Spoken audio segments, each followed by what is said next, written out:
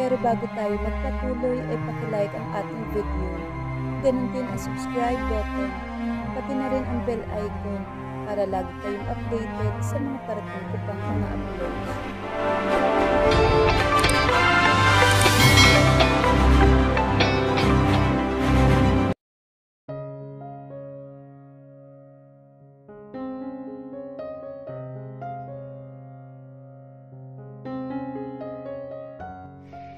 Hindi naman private airplane tong nasakyan ko, di ba? Pagkatapos sabihin sa akin ng flight attendant na dalawa lang kaming pasahero, magalang na rin ito nagpaalam sa akin. Parang gusto ko tuloy hanapin kung saan nakaupong sinasabi niyang isa pang pasahero. Kung alam ko lang na kami lang dito, edi sana hindi na ako nag-business class at economy na lang ang kinuha ko. Ilang minuto ang nakalipad ng eroplano. Nagpasya akong matulog muna. Kaya kinuha ko ang sleeping mask ko sa bag para naman hindi ako masilaw sa liwanag. Mahaba pa ang biyahe namin at hindi naman ako nagugutom kaya mas maigi pa na matulog na lamang ako para pagdating ko ng Korea, may lakas ako na harapin ang trabaho. Itinaas ko ang sandalan ng paa ko para mas ma-relax ang aking mga paa. Tapos ay itinakip ko ang mask sa aking mga mata.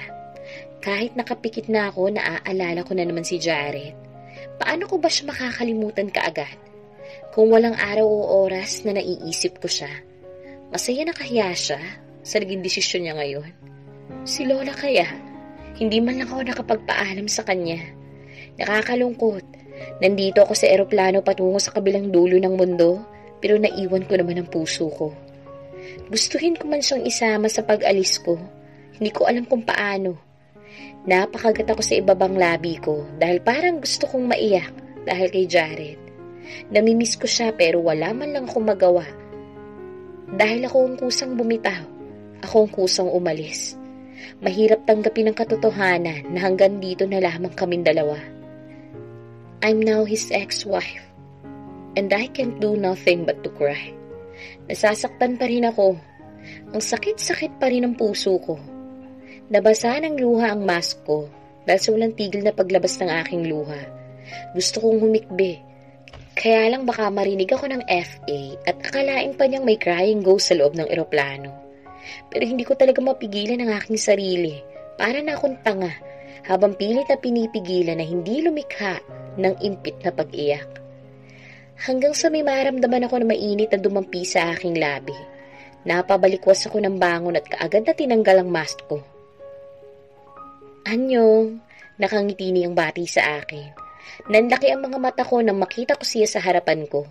Nanahanaginip ba ako? Nag-hallucinate ba ako? Kung alam ko lang naiiyak ka ng ganyan, hindi ko na sana pinirma ng annulment papers natin. Wika niya. Shit, hindi ako nanahanaginip. Anong ginagawa mo dito? Paano ka nakapasok dito? Tumayo ako at lumiban sa kabilang upuan. Hindi ako makapaniwala na nasa harapan ko na siya at nakangiting humahakbang papalapit sa akin. Anong ginagawa ko dito? Siyempre, sasamahan kong ex-wife ko. At yung tanong mo kung paano ako nakapasok dito, kung saan ka dumaan para makapasok, dun din ako dumaan. Hindi naman pwedeng lumipad ako or nag-teleport papunta dito. Dahil hindi naman ako member ng Men in Black. Natatawang paliwanag niya sa akin. Hindi ko alam kung nagbibiro ba siya, ngunit hindi ako natatawa. Jared, kung nagpapatawa ka, hindi ako natatawa sa'yo. Hindi ko alam kung bakit ka narito at kung ano man yung sinasabi mo. Pero malinaw naman sa'yo nakasulat sa annulment papers natin, di ba? Hindi ko alam. Hindi ko naman binasa yun. Basta ko nalang pinirmahan dahil sa sinabi mo na patatawarin mo ako kapag pinirmahan ko yun. Wika niya sa akin. Humakbang siyang muli, pero umatras ako. Mas importante pa sa'yo na mapatawad kita kaysa sa kasal natin? Ganun ba, ha? Sa bagay, bakit naman nga hindi? Siguro hindi kinain ng konsensya mo na nasaktan mo ko, kaya mas ginusto mo pang pirmahan ng annulment papers natin para malaya na kayong dalawa ni Christine, tama ba ako? Nang uuyam kong tanong sa kanya. Sinuri niya ako mula ulo hanggang paa, kaya naitakip ko makapal na jacket sa katawan ko. Ganyan na ganyan kasi siya tumingin kapag may naiisip siyang kalokohan. Wala akong pakialam sa Christine na yun. Seryosong sabi niya sa akin na ikinataas ko ng kilay ko. Walang pakialam? Eh kung maglaplapan nga kayo dun sa garden, kulang na lamang lamunin yung isa't isa eh. Pinilit kong hindi mabasag ang boses ko kahit gusto ko nang umiyak dahil naalala ko na naman ang nangyaring yun. Hinalikan ko lang siya, Venus, pero wala akong nararamdaman sa kanya. I was hurt because of you. Hindi na ako nakapag-isip ng maayos dahil sa nangyari sa inyo ni Khalil. Walang nangyari sa amin, Jared! Sigaw ko sa kanya. Kumawala ang luha sa aking mga mata dahil sa sakit na nararamdaman ko. I know, sambit niya. You know? Pero pinili mo pa rin na tapusin na namamagitan sa atin? Hindi makapaniwalang tanong nito sa kanya. I just signed that dumb annulment paper, Venus. Pero hindi ko tinatapos kung anong meron sa atin. Naguguluhan ko siyang tinignan. Hindi niya tinatapos pero pinirmahan niya yung annulment paper namin. Para saan? So anong gusto mong mangyari? Nangihina akong tanong sa kanya. I want to marry you again. For real, Katarina. Napatda ako sa sinabi niya. Tinawag pa niya akong Katarina. I'm sorry kung kinailangan kong pirmahan ang annulment papers na yun. Pero hindi ibig sabihin nun hindi na kita mahal. Hindi ibig sabihin nun tinatalikuran ko na kayo na magiging anak natin. Pinirmahan ko yun para mapatawad mo ako sa lahat ng pagkakamaling nagawa ko sa iyo. Pinirmahan ko yun because I want us to start something new. I want to marry you, Katarina. Kahit ilang beses pa at kahit sang simbahan pa ang gusto mo. Basta ikaw lang ang babaeng papakasalan ko. Gusto kong pagising ko sa umaga, mukha mo makikita ko. Gusto kong hawakan ang mga kamay mo at tumanda na kasama mo. I miss you so much, baby. God knows how much I love you. Pagkatapos niyang sabihin yun, kaagad siyang lumapit sa akin. Ngayon ko lang ulit narinig ang mga katagang yun. Baby, please tell me you love me too. Nagmamakaawang sambit niya. Hindi ko na napigilan ang paglandas ng luha sa aking pisngi. Itinaas niya ang dalawa niyang kamay at inihawak sa magkabila kong pisngi. Pinunasan niya ng kanyang daliri ang mga luhang naipon sa sulok ng aking mga mata. Nakita ko rin ang pamumuo ng luha sa kanyang mga mata. At ang senseridad sa lahat ng mga sinasabi niya sa akin. I love you. Napapikit ako nang ilapit niya ang kanyang muka sa akin. Naramdaman ko mainit niyang labi at ang kanyang paghalik. Ramdam kong pananabik sa bawat paggalaw ng kanyang labi. At natagpuan ko na lamang ang aking sariling tumutugon sa malalim niyang halik. Mahirap magpatawad sa isang taong nanakit sa'yo, pero mas mahirap kung patuloy kong itatanggi sa sarili ko. Kahit alam kong mahal na mahal ko pa rin ang taong ito, at handa siyang gawin ang lahat, makuha lang kapatawaran ko. Nagkamali kami, at nasaktan namin ang isa't isa, but I have to forgive him, because he deserves it. Kulang na nga lang, bilhin niya ang buong eroplano para magkaayos kaming dalawa. At alam kong kayang-kaya niyang gawin yun. He's Jared Villamon after all. Halos mapugto ang aking hininga na maghiwalay ang labi naming dalawa. Damn it. I miss that soft lips of yours, baby. Mahinang sambit niya sa tenga ko. Kung hindi ko papipigilan ang sarili ko, baka hindi lang kiss ang kahinatnan nating dalawa. Nakangiting wika niya sa akin na ikinainit naman ang pisngi ko. Mukhang may balak pa ata siyang gawing hotel ang eroplanong to. Iginiya niya ako pabalik sa upuan at magkatabi na kaming dalawa. May tanong ako, wika ako sa kanya. Ano yun? Sasama ka ba talaga sa akin sa Korea? 1 linggo ako mananatili doon. At isa pa, bakit kailangan mong bayaran ang lahat ng upuan dito? I mean, bakit tayong dalawa lang? Kunot noong tanong ko sa kanya. Ayaw mo ba nun? Special ang biyahe natin. Sa kakagaya ng sinabi ko sa'yo, mamamasyal tayo doon at hindi ka magtatrabaho. Paliwanag niya na ipinagtaka ko. Nakausap ko na sina mama at papa. Who? Sino mama at papa ang tinutukoy nito? Your parents.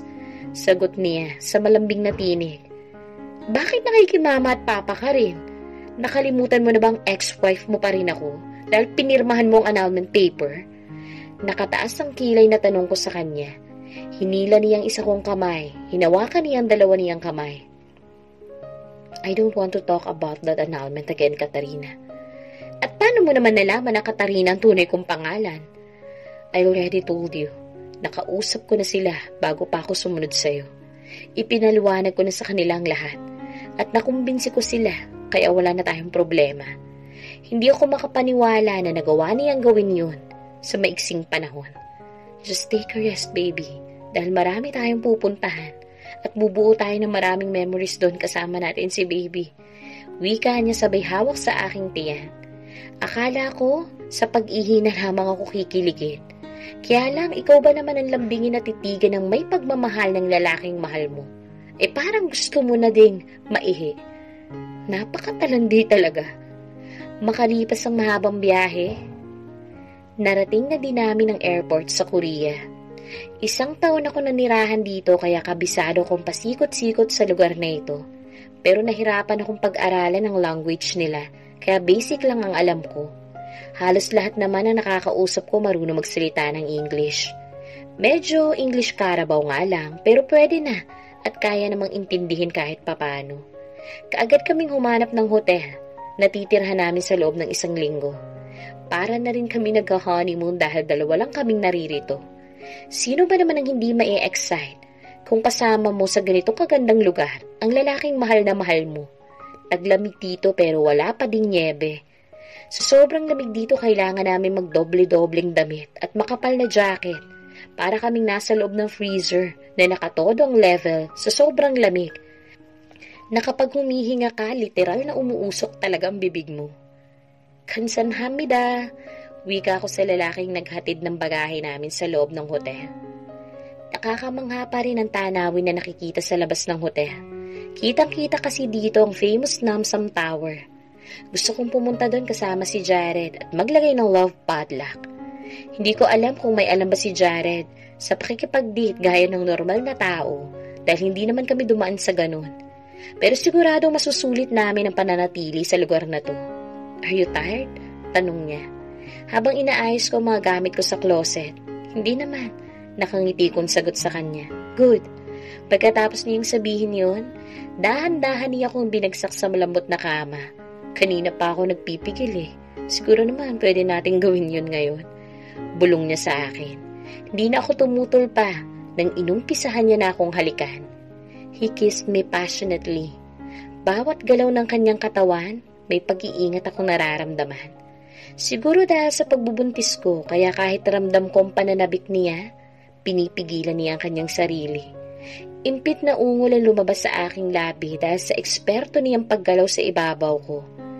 Nang mahubad na niya ang lahat ng saplot ko, pinagmasdan niya ang katawan ko. Dumako ang kanyang tingin sa aking tiyan na may maliit ng umbok. Hinaplos niya yun. Nararamdaman ko ang marahan niyang paghalik. I love you, baby. Huwag mong papahirapan si mommy, okay? Sambit niya na ikinangiti ko. Pakiramdam ko tuloy mas excited pa siya sa akin. Umakit ang halik niya sa aking labi. I love you both, sambit niya. Di ko maiwasan na mapangiti dahil sa paulit-ulit niyang pagsasabi kung gaano niya ako kamahal, habang patuloy naman ang kamay niya sa paglalakbay sa buo kong katawan. Pati na rin ang eksperto niyang labi nagbibigay sa akin ng samot-saring ungol na puno ng mahihinang ungol. Ang malaki at malawak na aming kwarto hanggang sa umabot na kami sa sukdulan. Makapal na leather jacket ang suot naming dalawa. Naglagay din kami ng scarf at nagsuot ng bonnet dahil siguradong mangangatal kami sa labas. Kahit may suot kaming heater pants, ramdam pa rin namin ang lamig. Saan tayo pupunta? Tanong ko sa kanya. Tumitig siya sa mukha ko at may dunukot siya sa kanyang bulsa. Padlock? Pupunta tayo sa Namsam Tower? Hindi makapaniwalang tanong ko. Napakaganda talaga ng lugar na yun, lalo na kung gabi. Kita din sa mismong tower ang 360 degrees na buong Seoul. Oo, sabi kasi sa akin ni Angel, gustong-gusto mo daw magsabit doon kasama ang minamahal mo. Since ako naman yung mahal mo, let's go. Pinasadya ko pa na puso talaga tong design ng padlock na to para walang katulad sa lahat ng nandun. Kunot-no naman akong napatingin sa puso na padlock na hawak niya. Masyado kasing malaki yun. Halos kasing laki na ng plato. Gusto ko tuloy matawa dahil siya pa mismo ang nagpagawa ng puso na yun. Ilang minuto lang ay narating na namin ang dadaanan papuntang Namsam Tower. Napakadami talaga ng padlock na nakakabit doon. Hindi na nga makita ang mismong bakal na pinagkakabitan dahil sa dami na nakalagay na padlock. "May spot dito oh!" Tawag na sa akin. Kaagad akong lumapit sa kanya. Pero bago natin ikabit ang padlock na to, gusto muna kitang tanungin. Kaagad siyang lumuhod sa harapan ko. "Will you marry me?" Kasabay ng pagbagsak ng luha ko dahil sa labis na kaligayahan, ay ang unti-unting pagbagsak ng nyebe sa langit. "Yes! Yes, Jared!" Kaagad niyang sinuot ang singsing sa kamay ko na may mamahaling diamond na korteng puso. Pagkatapos, kaagad niya akong niyakap. Lumiwanag ang langit dahil sa nakikislapang fireworks malapit sa kinaroroonan namin. Nagkokorte pa itong puso bago mawala ang ilaw. Pagkatapos niya akong yakapin, binihag naman niya ang nakaawang kong labi. Pagkatapos ng 1 linggo namin pananatilit pamamasyal ng Korea, umuwi na rin kami. Marami kaming naipong alaala doon na gusto ulit namin balikan kung sakali magkakaroon ng pagkakataon. Pagka-uwi namin, kinausap niya ulit ang pamilya ko upang pag-usapan ang kasal naming dalawa. Walang pagtutol sa kanila dahil nakita nila kung gaano ako kasaya. 1 buwan na magiging preparasyon ng kasal namin dahil sa simbahan ito gaganapin. Gusto ko sana simple lang ulit, ngunit ayaw pumayag ni Jared pati na rin ang mama at ni Lola Sinon. Gusto daw kasi nilang bumawi sa akin, kaya talagang tumulong siyang maging maganda at perfect ang magiging kasal ko. Wala na ako nagawa kundi ang hayaan nilang sila. Si Angel ang naging maid of honor ko at silang 4 naman ang kay Jared. Masaya ako dahil magkakasundo sila. Silang 5, kahit iba-iba ang personalidad nila. Bukod doon, pare-pareho pa silang mayayaman. Ngayon ang araw ng kasal namin ni Jared. Labis ang nararamdaman kong kaba sa dibdib dahil haharap ako sa iba't ibang malalaking tao. Pero mas lamang ang nararamdaman kong galak dahil sa wakas, matutupad na ang aming pangarap. Lumipas ang sakit at napalitan ito ng kaligayahan. Alam kong nag-uumpisa pa lang kami ni Jared. Alam kong marami pa kaming pagsubok na haharapin. Pero hindi ako natatakot dahil alam ko na hindi niya ako pababayaan. Magiging sandala namin ang isa't isa upang malampasan ang lahat ng problema ng magkasama. Nasa bungad pa lamang ako ng pinto papasok ng simbahan, naiiyak na ako. Na-overwhelmed kasi ako sa mga tao sa paligid ko. Nakita ko rin si Jared, nakangiti habang nag-aantay sa akin sa altar. Inaasar na naman siguro siya ng 4 dahil nakangisi ang mga ito sa likuran niya at nag-uusap-usap. Nang makalapit na ako sa altar, inalalayan niya ako paharap sa magkakasal sa aming dalawa. Kung hindi pa magsasalita ang pare, hindi pa niya iaalis ang tingin sa akin. Si Angel ang nag-design ng gown ko, kaya tiyak na bagay sa akin yun. Kita naman sa mata ni Jared na gandang-ganda siya ngayon sa akin, kahit may umbok na ang tiyan ko. Hindi pa rin naman ito gaanong halata. Maganda pa rin ang kinalabasan ko. Pagkatapos namin sa simbahan, diretso na kami sa restaurant para sa reception. Red and gold ang motif namin, kaya napaka-elegante ng kinalabasan ng buong venue. May orchestra pang kasama. "Congratulations, anak!" bati ng mama niya. Niyakap niya ako na mahigpit. "Thank you, ma." Lumapit din sa akin si Angel at binati ako. Nakangiting lumapit din sa akin si Lola. "Napakasaya ko, apo. Bukod sa bumalik ka na, magkakaapo sa tuhod na ako." Emotional na wika ni Lola. Sabay namin siyang niyakap. Kaya nangilid na rin ang aking luha. "Thank you po, Lola, sa lahat po ng tulong mo sa akin. Kung hindi po dahil sa inyo, hindi ko po makikilala si Jared. Dumaan man kami sa pagsubok, alam ko na kailanman, kakayanin namin yun. Basta magiging matatag lang kami bilang mag-asawa." Sincere na sabi ko sa kanya at muli ko siyang niyakap. Nagpaalam sandali si Jared dahil pinuntahan niya mga kaibigan niya. Tinanaw ko lang siya palayo dahil hindi pa rin ako makapaniwalang kasal na ulit kami at masaya sa piling ng isa't isa. Trust.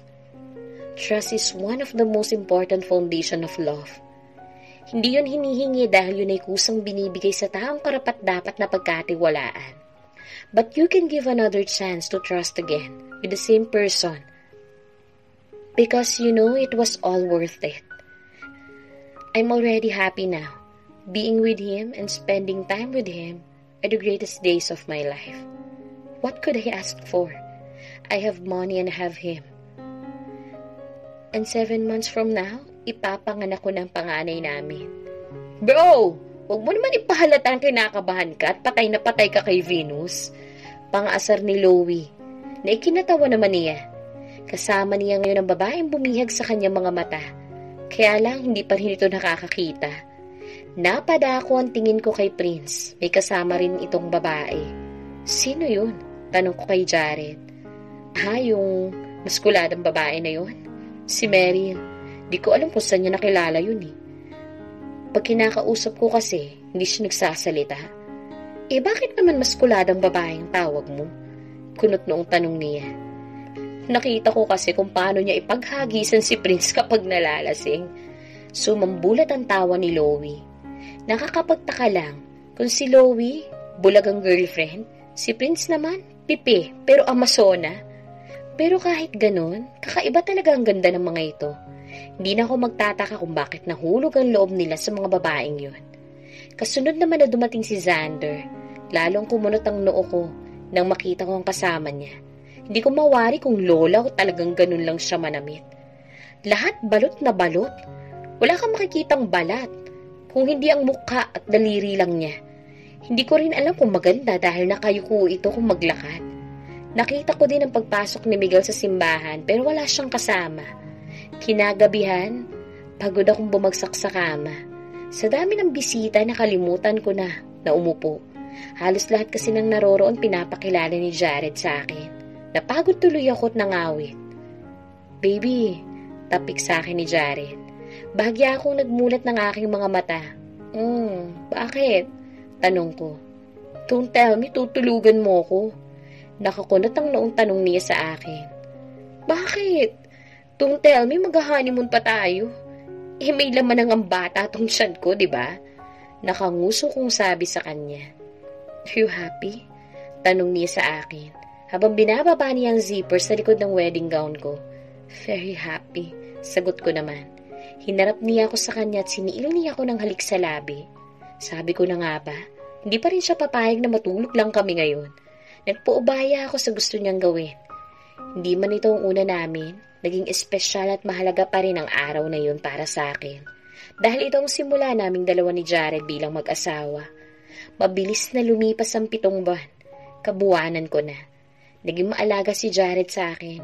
Para na akong baby kung ituring niya.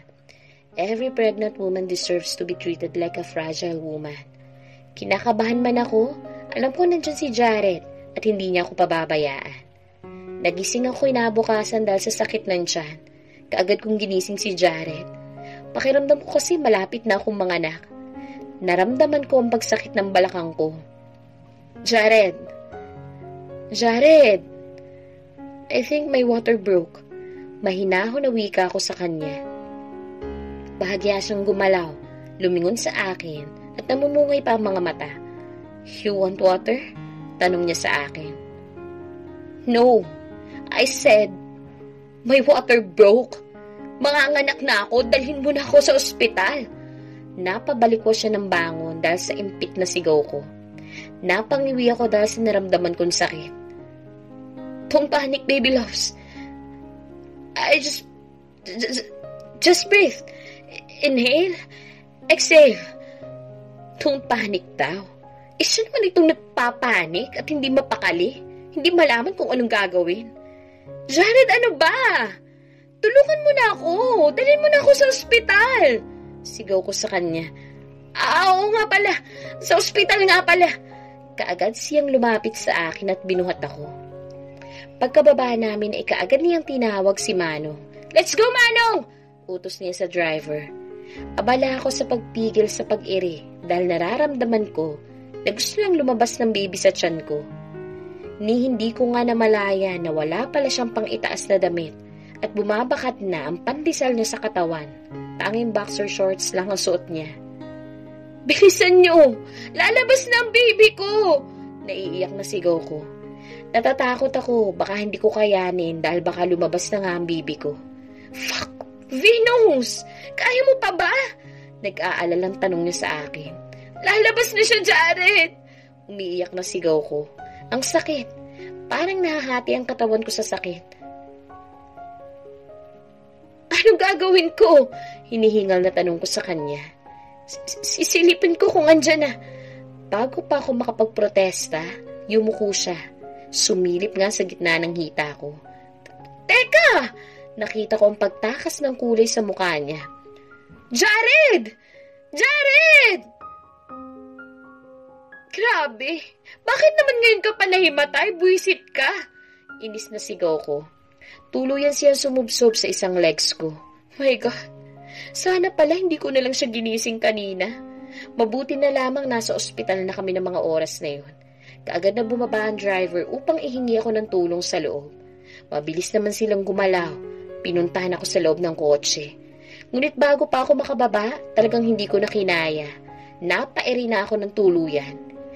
Iminulat ko ang aking mga mata. Naalala ko na walan ako ng malay kanina sa tindi ng pagod at hirap. Jared, sambit ko. Nasa tabi ko kasi siya at nakahawak sa kamay ko. Baby natin. Nanghihina akong tanong sa kanya. Bago pa siya makasagot, bumukas na ang pintuan. Bumungad sa amin ang nurse na may bitbit na baby. Ma'am, sir. Ito na po si baby Vanessa. Nakangiting wika niya sa akin. Sabay abot kay Jared. Mabuti na lamang at inaral din ni Jared kung paano humawak ng baby. Kaya hindi na siya nahirapan pa nang iabot ito sa kanya. She's so beautiful like you, baby. Sambit niya habang pinagmamasdan ang maliit na mukha ng aming anak. Just call me love. We already have our baby. Okay, love. By the way, thank you for your sacrifices and for bearing my child. Pinahid kong luha na pumapatak sa mga mata niya. Wala yun. Pero sana naman next time huwag ka nang mahihimatay, ha? Paalala ko sa kanya. Kaya naman natawa talaga siya. Sa nakikita ko sa kanya, sigurado ako magiging mabuti siyang ama. Hindi man ibinigay ng Diyos ang lahat ng hinihiling ko, ngunit higit pa doon ang ipinagkaloob niya sa akin. Ang magkaroon ng mapagmahal na asawa at napakagandang anghel na biyaya niya sa aming dalawa.